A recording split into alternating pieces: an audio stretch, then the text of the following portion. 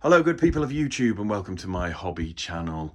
Now I had originally hoped to do an unboxing and building video for these Empire Archers which I bought when they were released, but unfortunately for the last few weeks they've been sitting on my shelf gathering dust, as life in general and deteriorating health in particular hampers my efforts to build my YouTube channel. Now as I speak I'm about 7 days away from surgery, and both my Empire army and my Bretonnian army, which I started building before I started creating content for YouTube, are both turning into projects that feel like they will never be finished. And that's one of the reasons why I wanted to increase the scope of this video. So rather than just look at one box of archers from Games Workshop, I wanted to look at a whole range of bowmen from different manufacturers, and also include some kit bashing using plastic miniatures that I've used before. So we've got the Northman Folk Rabble from FireForge. We've got the Peasant Levy from Wargames Atlantic. And I've just managed to pick up these classic fantasy guards from Wargames Atlantic and the classic fantasy villagers. And although technically these may not be historically accurate, I am hoping to be able to use them to add a bit of character and detail to some of my historical units. Now I've been filming this video in very disjointed bits and pieces over the last few weeks and deleting a lot of it and trying to remember which bits need saving. So one of the things I want to look at now is this eBay rescue project, in which I bought about 25 or 26 of the early Bretonnian plastic archers that were sculpted by one of the Perry twins. Now I've seen these used in both fantasy and historical gaming, and I want to try and incorporate these miniatures into the units of bowmen and archers that I'm building, not just for Warhammer the Old World, but also for my historical war games, which includes Never Mind the Billhooks and Never Mind the Billhooks Fantasia, where I'm hoping to sprinkle in a little bit of fantasy to some historically accurate armies. Now I just want to take a quick look at this. This is something I'm experimenting with before I start painting, and it is basically a unit that is miniature agnostic. Now in amongst here I've got all sorts of different models that I'm building and playing with at the moment, but I've also tried to drop in some of the Perry Bretonnian Archers and see if I can't paint this unit up and make everything look like it belongs together. So we've got some Claymore Castings metals, although I won't be using these particular models in this unit because they are actually mounted archers, or dismounted horse archers I should say. So they've got stirrups and things like that, and I have actually bought a unit of those, the remnants of which are there. And I'm also looking at the horse handlers there. So that's a project I want to get moving with. But in amongst all this, I've got some Perry plastics, I've got some FireForge plastics, I've done a lot of kit bashing. There's some Wargames Atlantic models, Peasant Levy in particular, and also I'll be adding some FireForge Folk Rabble. So that is a collection of lots of different models that I'm hoping to be able to blend into one unit with a good paint job, and some of the conversions I've done even include Bretonnian heads. Now I was looking at multi-basing, having half a dozen miniatures on a single plastic base from Renedra, but since then I've decided that might be too limiting, and if I go back to mounting these miniatures on 20mm square bases, I can create little movement trays, which means I can shuffle them about and change the order and the arrangement of all my troops. It also means that I can take some of these Oldhammer plastics, gather them together and use them in games of Warhammer 3rd edition, which I also like to play. So I'm looking for maximum flexibility and maximum variety, and being able to switch out these figures between fantasy gaming or Warhammer and historical gaming. So in a rather clumsy nutshell, that's what I'm hoping to do with this video. And before I get into kit bashing with these Wargames Atlantic classic fantasy miniatures, I just want to take a look back at some of the video footage I shot previously, and we'll start with the Oldhammer Bretonnian Archers that I acquired from eBay.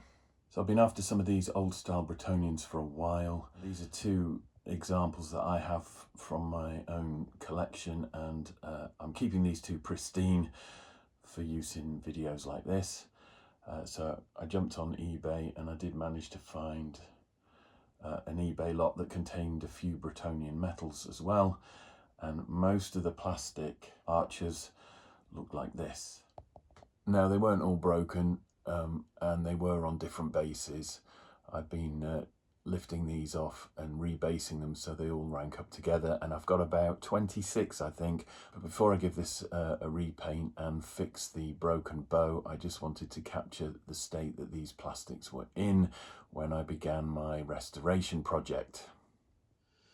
At first glance, the state of this Bretonnian Archer looks pretty horrendous. But on closer inspection, all of the detail is there. Now, I could have gone to the trouble of stripping this plastic, but if I can find something where the paint hasn't gone on too thickly, then I'll often just give it a zenithal prime in white, a highlight, and start repainting and treat the original coat of paint like a base coat. That's what I've done here with these guys. Now, these I've rebased and mounted on 25 by 25mm bases so that I can intersperse them between the Peasant Bowmen units that I'm building. But basically, this is what you get. So they've all had a very light and subtle coat of a white primer. I haven't hidden the colour underneath. I haven't obliterated or anything, and I'm going to work with it. So I'll be choosing colours where the hint of green or the hint of blue or red that's still showing through will actually work as a nice base colour, on top of which I'll add a speed paint and I'll do my usual highlighting and ink washing. I've got a handful on 25mm bases which I'll be sprinkling in my old world units, and the remainder on 20mm square bases which I'll be using in 3rd edition Warhammer Fantasy and historical Hail Caesar, Never Mind the Billhooks, and so forth. Okay, since filming those earlier clips, I've now basically given all my Bretonnians a refresh. All I need to do now is fix the bow for this chap here. Handy little jeweler's drill or something which is spring-loaded, so you can just push down instead of twisting, and I find it quite useful for some of the more delicate jobs. Using this weird device, I can just gently plunge, and it does actually drill in surprisingly quickly. And it's often very good just for starting things off. So now I'm just going to come in with a slightly bigger drill bit there, just to take away the debris from the top. Okay, so what I'm going to do now off camera is just warm the end of that wire with a candle flame or a cigarette lighter, so that when I slide it into place there, it will be hot enough to melt against the plastic, and that will hopefully keep it secure while I then add some super glue and a little bit of putty. There we have it.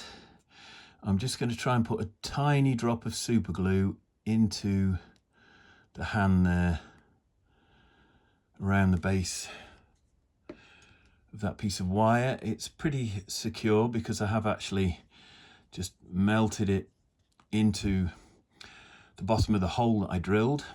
I can have a look at a similar miniature and decide roughly where I want to trim the metal. I can now bend that into shape and then use some putty to taper to a point.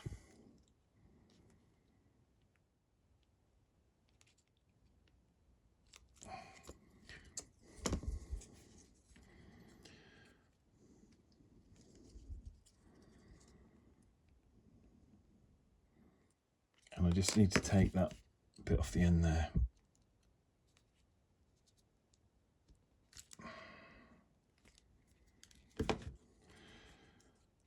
So there we are.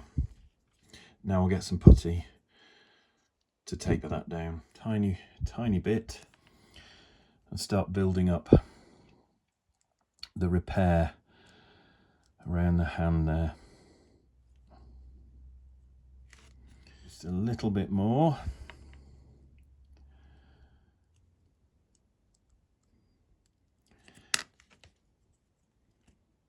I can start using a wet clay shaper on my fingers just to refine that. Right, hopefully this will work in terms of videoing and you being able to see what I'm doing.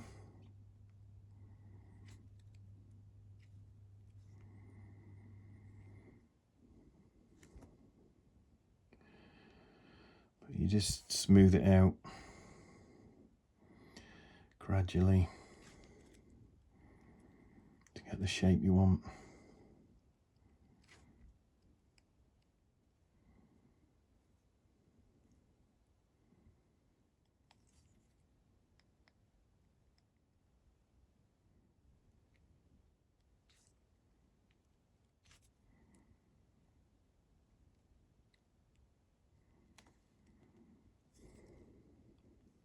And then when it's close enough, you can leave it to dry.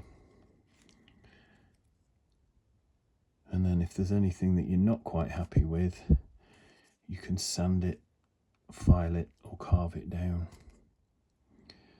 Just a case of being patient and working everything gently.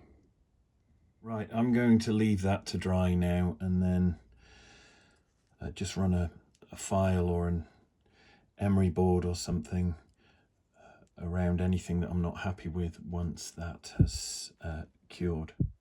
But there is one bow fixed, and just to compare it with another plastic, I can just taper the top end off there once this is dry. There we are. Okay, so I think that's dry.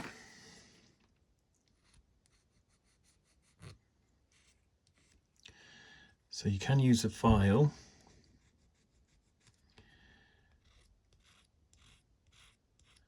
to smooth that out if you want to.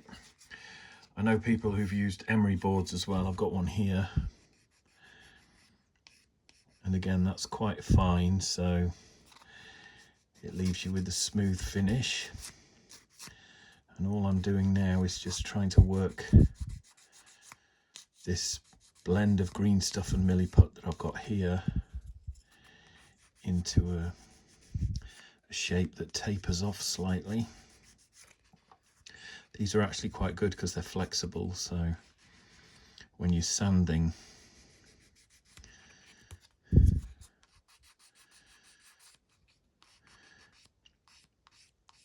they help follow the shape of the piece that you're working on.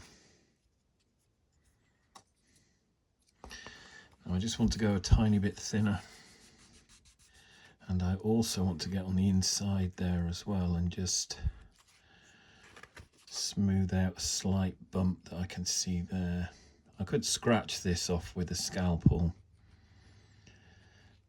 but I'm just, because the adjustment needed is ever so slight, I'm just doing it gently.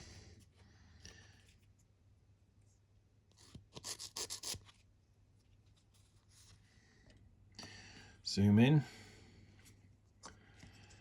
compare it to another one.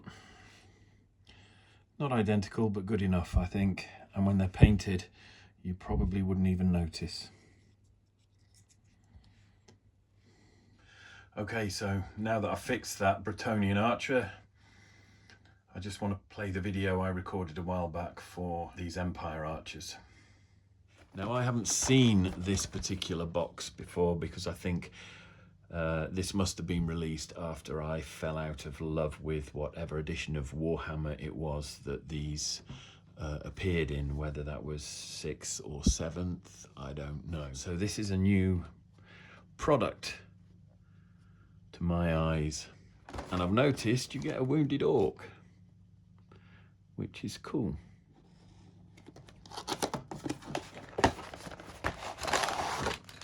So again, enough to make 20 bases. Looks like there's 2 frames.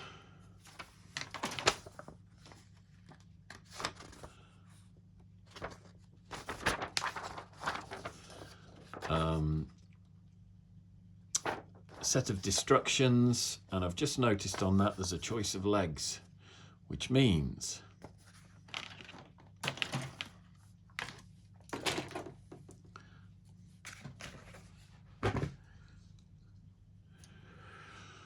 one, 2, 3, 4, 5, 6, 7, 8, 9. So 10 with that torso. Okay, so this is one of 2 sprues that you get in the Empire Archers box. The other sprue is a duplicate of this one, so I'm only going to obviously look at one. So here we've got some arrows. I'll turn it round so that you can see some of them are designed to be stuck in the ground. Others look like they will be hanging from belts and things. There are loads of heads. I'll zoom in. There we go. There are loads of heads for these Empire Archers. There's some more there. There's quite a few bundles of arrows. There's swords, and then of course a myriad of arm options. And I think when I looked at these earlier, oh, there's a pheasant there as well by the look of it that's been shot. Yeah, that's being held there, poor thing. But from a modelling point of view, that's a cool feature. And there are 10 bodies. All of them look fairly kind of plain. Long jackets, long coats, not too much detail on them. And then what you've got are 2 sets of legs here, one set that's running, another set that's kneeling, and there is 1 torso. So at the end of all of this, building all of this, you are going to have 1 set of legs left over, which would be handy for kit bashing with other bits and pieces. I've also noticed as well that there is a wounded orc there, complete with an arrow that you can stick in him. So it's actually quite a fun little kit. This sprue makes 10 Empire Archers. I think there are some extra bow options, so there will be some bits and pieces left over. There are lots of different hands with swords and daggers and pointing and so on. And again, this will be great for kit bashing other models like Wargames Atlantic perhaps. And that should mean that you could increase the size of a 10-man unit by adding kit-bashed models from some of the other kits that I'll be featuring in this video. The other thing that I had noticed here was there were a couple of bows, and I suppose I could have taken a plastic bow here, cut it in half, and fixed him. At the time that I'm filming this, I have actually painted him, so the top there has been made out of wire and milliput. But actually, if you're not comfortable doing something like that, then you could use one of the spare bows out of this to fix any broken models that you might have. I want to get a unit built pretty much out the box, and then I want to look at the kit bashing that we can do to increase the size of that unit. So I've built a unit or a detachment here of Empire Archers straight from the box. There's 10 there, and there's another 10 yet to build. So the box itself contains 20 miniatures, and here I've kit bashed one using a body from the Northmen folk Rabble and some arms and a head from the Empire Archers box. And my reckoning is that by the time you've built these 2 units of 10, you will probably have something like 20 heads left over and 10 pairs of arms. So you could theoretically kit bash another detachment out of that box of Empire Archers. So what I'm going to do here is take a Northman Folk Rabble body. This is one that I used in an earlier Kitbash that I didn't like, and I've just removed the head and arms so I can reuse the body. And I've got a pair of arms with matching sleeves and cuffs from the Archers box, as well as an Empire Archers head. And I'm just going to build myself another model to add to that unit. I'll just run a scalpel over there to make sure the surface is reasonably flat. Some plastic glue, and that can start softening up the plastic while I attach these arms. So, bow on that side. I was hoping I could get the dagger on this side. That looks quite good. And then we'll get the head glued in there. I'll just pull out a model, one that's not too flamboyant. There we go. And I think you can see from that, scale wise, they work pretty well. The clothing is quite similar. So you could buy yourself another Northman Folk Rabble box and just kitbash potentially another 10 or 20 Empire Archers. Certainly you've got enough heads to do another 20, so that box of Empire Archers from Games Workshop that allows you to build 20 models comes with enough heads to build another 20 if you pick something like the Northman Folk Rabble. And there we have them both on the end of this unit here. So 10 Empire Archers has now become 12, and I think once they're painted up they are going to be indistinguishable. Now I think the Peasant, Levy and Folk Rabble bodies are actually quite versatile, and here you can see I've made another Bretonnian Archer by kitbashing various parts from the Peasant Levy box by Wargames Atlantic and the Folk Rabble from FireForge Games, and I've used a head from the Bretonnian Peasant Bowmen box. And if we compare that with a regular Bretonnian Bowman there, built straight from the box, you can see that's pretty good. I think it adds some variety to the unit, so I'm looking forward to getting all these painted. But now what I want to show you is something a little bit more interesting that I've almost discovered by accident. Okay, so on the left I've got one of the old Perry sculpts. That's the broken Bretonnian Bowman from an earlier edition where I've actually green stuffed and rebuilt the top half of the bow, and I've started painting him already. Then we've got the Kitbashed Bretonnian Archer using the Folk Rabble body, the Bretonnian Archer straight from the box, and then what I want to show you is these guys here. Now these are 3 Bretonnian Archers that I've built and kitbashed using a box of infantry that I had in my possession for quite some time. They were just sitting on a shelf. I'd got plans to do a Crusader army, and basically these were just on hold. And then when I took another look at the sprues, I kind of had this realization that although these were supposed to be soldiers from the armies of Islam, the way they were dressed to me was very suggestive of the way the Bretonnian peasant bowmen and men-at-arms were dressed. So I've kitbashed these, and I think they look pretty good. I then went on to make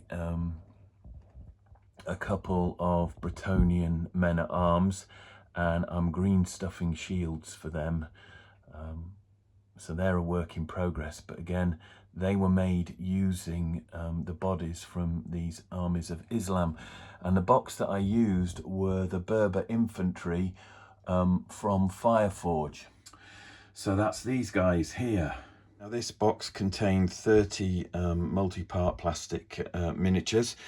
You can see from the sort of CAD design images on the back how the miniatures are intended to be assembled. But I started playing around and ended up creating some Bretonnians.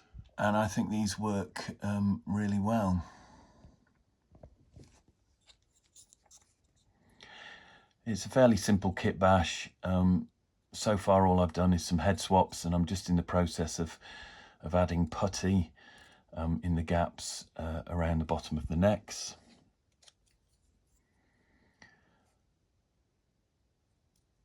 Now I could replace the bows,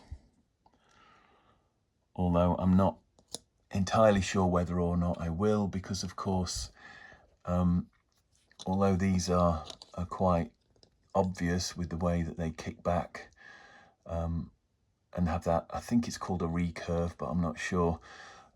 There is a hint of that within the Bretonnian bows anyway, unless you look at the earlier versions which have the more traditional sort of longbow style. So I'm not sure whether or not I'm that bothered about the bows being different. Again, I think it might actually add to the mix, particularly as I'm planning to incorporate all of these 3 miniatures into my Bretonnian bowman units.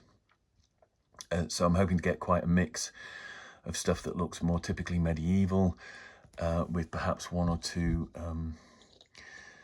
kitbash pieces that look a bit more unique. And you can see on this one here, I've added some of the Bretonnian accoutrement, which helps blend everything into the aesthetic of the Bretonnian army.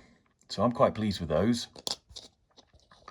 But the other thing I wanted to look at was just whether or not the Berber infantry would make good Araby Empire troops. So I'm going to build one quickly. Okay, so what I've got here are all the bits that I need to make a Dustvault Armies of Islam Berber infantry from FireForge Games. That was a bit of a mouthful, but I want to see if these will work as Araby. Apply some glue.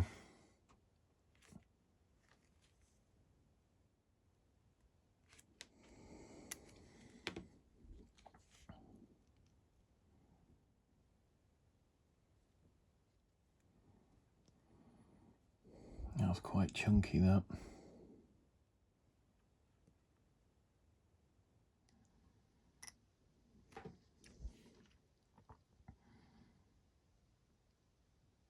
Right, so there is one Berber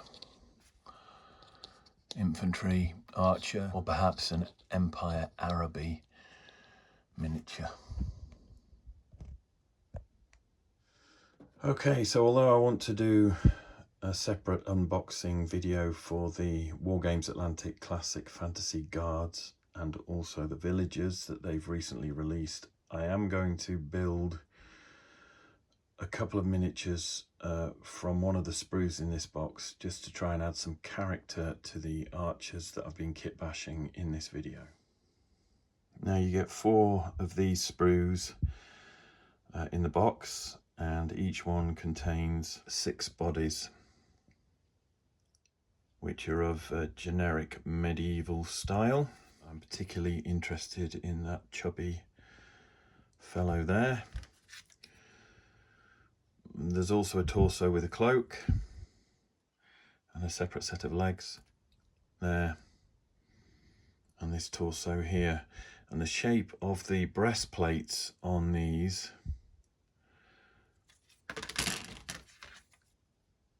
is ambiguous enough to make use of both the male and female heads that have been provided. Now there's quite a few heads on each sprue, and although this is a fantasy product, I do actually think it would lend itself to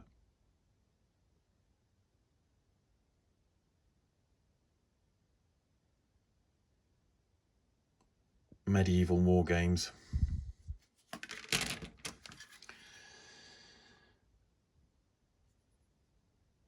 Because I think there's a potential to add a lot of character to your historical armies using this particular sprue here. And there's lots of fun stuff on there. There's a goose, plenty of different weapon types, handcuffs, a rope with possibly a grappling hook, or is that a piece of chain with grappling hook on the end, and various different pole arms, scroll, lantern, and even a head there that looks like it would fit very nicely with the Empire Archers. I'm going to start with this chap here.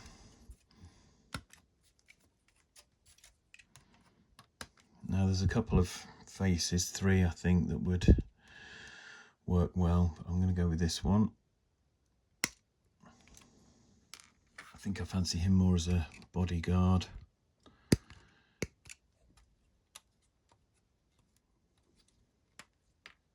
Actually quite like the idea of him resting his other arm on a sword.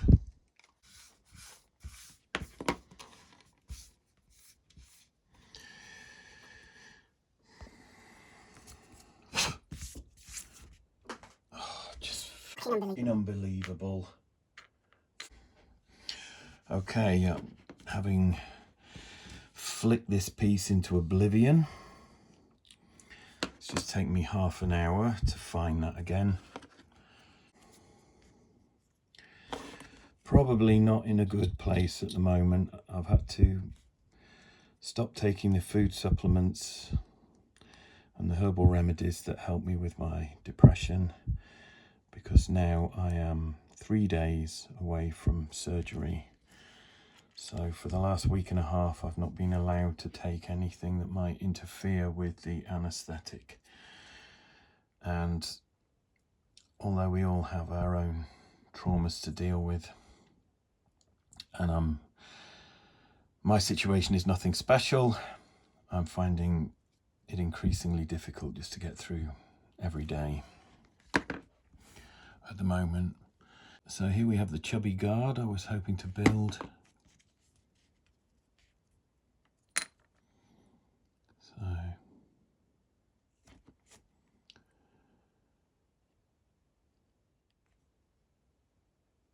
yeah, that's nice.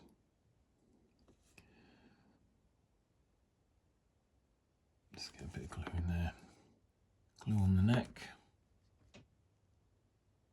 There, that's brilliant. So that is a very characterful fantasy miniature, which I will be incorporating into my historical and old world armies. Okay, so in between shooting clips for this video, I did actually get the paints out and put a little paint on the broken Bretonnian Bowmen. So that's the bow that I fixed there. I will be painting some more of these guys, but I just wanted to do a very quick shot of the work in progress there. And the reason why, as I said at the beginning of this video, that I haven't bothered trying to strip these or do a complete repaint. I just did a quick refresher, Zenithal Prime in white, to cover the paint that was already on the model, and I've been able to work over the top of that to create this finish here, which I think is respectable enough for the gaming table. Okay, so here I've got my little group of medieval infantry or characters, which I've built using the Wargames Atlantic classic fantasy guards, and they're quite a fun kit to build with, but not without their challenges. Now I think this guy is one of my favourites. Full of character, slightly plump, a little bit chubby, and I think he works really well. Now I do have a Perry Archer there, which I think is from the War of the Roses, and they work very well. with that Wargames Atlantic character there. I just want to show you some of the other models that I built. Now this one, I used one of the classic fantasy villagers heads with the guard body and arms, just to give me a model that was a bit more characterful than yet another head with a helmet on. And I like the idea that they might be escorting someone or protecting a noble. Now here I use the head from one of the guards, and I combine that with arms from FireForge's foot sergeants or medieval bowmen, and a body from Wargames Atlantic's Peasant Levy. So that's quite an interesting combination there. But one thing I did discover is there's a little bit of inconsistency with the head sizes in the fantasy guards from Wargames Atlantic. Some of them are quite clearly 25mm in scale, and others are closer to sort of 28mm heroic scale. Now that might be deliberate to give people more flexibility if they are kitbashing or building models for different gaming systems. But it does present a few challenges. If we look at this guy here, I wanted to create some kind of baron or noble using bits from the classic fantasy guards box from Wargames Atlantic, which I've done. But again, it wasn't the most comfortable fit. I've actually had to trim 0.5mm off the neck on the bottom of the head there because it was standing a bit proud, and I've also had to trim off the chin strap which went under the beard, and again that caused the head to stand proud. And 0.5mm might not sound like much, but when you're dealing with a 25 or a 28mm model, then it is actually quite noticeable. So just a word of caution, really. As I said, these are lovely, and to get the kind of finish that you're after, you might have to do a little bit of shaving and trimming. And then lastly, I did this guy, and basically that is body and arms from the fantasy guards box, and a head from the villagers. And I quite like that because it just gives a little bit more character and something to look at that you wouldn't normally get from a historical box of soldiers. They tend to be more uniform and regular with their poses. And the other thing I like about these Wargames Atlantic miniatures is that the shield arms you can actually position so that it's like a fist resting on the hip. So it adds character and personality, which was what I was trying to do with that little bundle of people there, and I think that works quite nicely. So I'm looking at the feasibility of doing little movement trays that hold 5 or 6 figures rather than the multi-basing that I've been experimenting with here using blue tack. I think it holds some potential, and also means, as I said, that I can vary the models that I end up fielding on the wargaming table. Now I just wanted to show you this because this does illustrate the point I was on about. I didn't bother trimming anything off the neck here because I thought this actually made quite a characterful individual. Someone who's not particularly broad across the shoulders. In fact, they've got slopey shoulders and a long neck, and you can see there, which is great for, you know, characters and adventurers, and perhaps would work quite well with my medieval archers once it's painted. But it is something just to be aware of. The body that I've used there is from the classic fantasy guards, as is the head. But the arms that I've used are from the Peasant Levy. And it does create a nice model. I think it'll paint up really well. But the head, again, was more heroic in scale. And that's just something to be mindful of. Again, another reason for me basing these on individual bases is that I can always slot them next to another miniature where things like head sizes or the height of a model perhaps won't be so noticeable. I'm also trying to incorporate these early Bretonnian sculpts into the same sort of unit as some of my historical pieces, and again, I think that works well against that Wargames Atlantic Kitbash. So I'm not criticising Wargames Atlantic for producing heads that are different sizes on the same sprue. If anything, I think it gives us a little bit more flexibility and freedom. I'm just saying that if you are kit bashing and building the models, it might be something that is worth bearing in mind. I thought I'd also try and build a villager. I went for a female villager. Basically, decided I was going to build a nurse, and given that this is a medieval warfare that we're talking about, I felt that a woman with a bloody apron and a meat cleaver would probably constitute a pretty good nurse for that that period. She's on a round base because technically she's a non-combatant. I've started to do that with all the folk rabble and the villagers that I've been building out of these various plastic kits, because they can still be fielded on these bases that I'm talking about for Never Mind the Billhooks, or even for Warhammer the Old World, because they'll fit together nicely.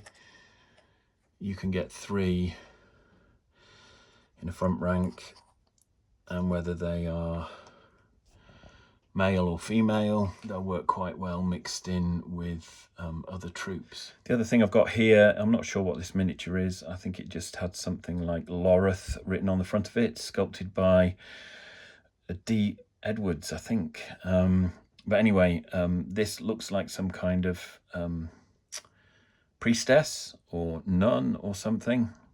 So I'll probably Google that and try and find out a bit more. But again, I've put her on a round base, so she's a non-combatant. But I did think she fitted the medieval vibe quite nicely. Whether I use her in historical wargaming or fantasy wargaming, by keeping figures like this on small bases, I'm still able to field them on a movement tray if I need to, with a bit of texture built up to accommodate that. But anyway, that's the way things are moving. So I'm almost ready to wrap this up, but I just wanted to do a quick scale lineup. So there are the Empire Archers that I've built. The first 10 of those, working from the left across to the right, are built straight out of the box. And then the final 2 are the kit-bashed ones using the Northman folk Rabble from FireForge. So I'll just pull one out there again for a closer look, and I think they kitbash really nicely. And again, we can do a scale comparison there with one of the townsfolk, and as I said before, I do think they work really well. I'm hoping to be able to use these townsfolk in both Warhammer the Old World and my historical wargaming by putting them onto movement trays that allow for the different base sizes. So obviously, if these guys on 20mm bases are going to be fielded in Warhammer the Old World, there'll be spaces in between to boost the frontage appropriately, as though it was on a 25mm base, but keeping it free like that means that I can use it in Billhooks and Warhammer 3rd edition. Now I've got some old metal Bretonnians there that I'm in the process of cleaning up, including one crouching and the plastic Bretonnian that I repaired, and a whole unit of those that I will be painting. Now I've got some of those based up for Warhammer the Old World on 25mm bases, and some I'm keeping on 20mm bases to be more flexible, either using them in billhooks again with these miniatures here that work well with historical. So here again we've got Wargames Atlantic fantasy guards with a peasant levy body, I believe, and they work really well. Now moving on to the more updated Bretonnians. Again, this one here is Folk Rabble Kitbash that I've done with a Bretonnian head and some peasant levy arms, I think they were. We've got a vanilla Bretonnian peasant archer there, and the old ones in the background. And then these Kitbash Bretonnians that I've made from the Berber Infantry, again from FireForge. Just scoot those out of the way. And then here we have a Berber Infantry made straight out the box, Berber Infantry Archer, and I've included that with the head that comes with the Berber Infantry because I'm considering using them as Araby troops. Whether I put them on 25mm or 20mm square bases, I'm not entirely sure yet. At least if I use 20mm bases, I can field them as a historical force as well.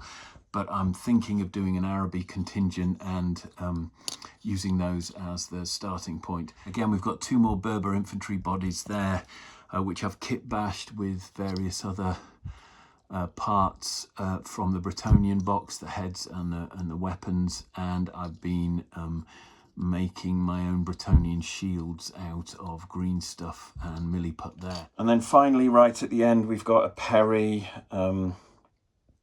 War of the Roses infantry chap and one of the guards from the classic fantasy range from Wargames Atlantic.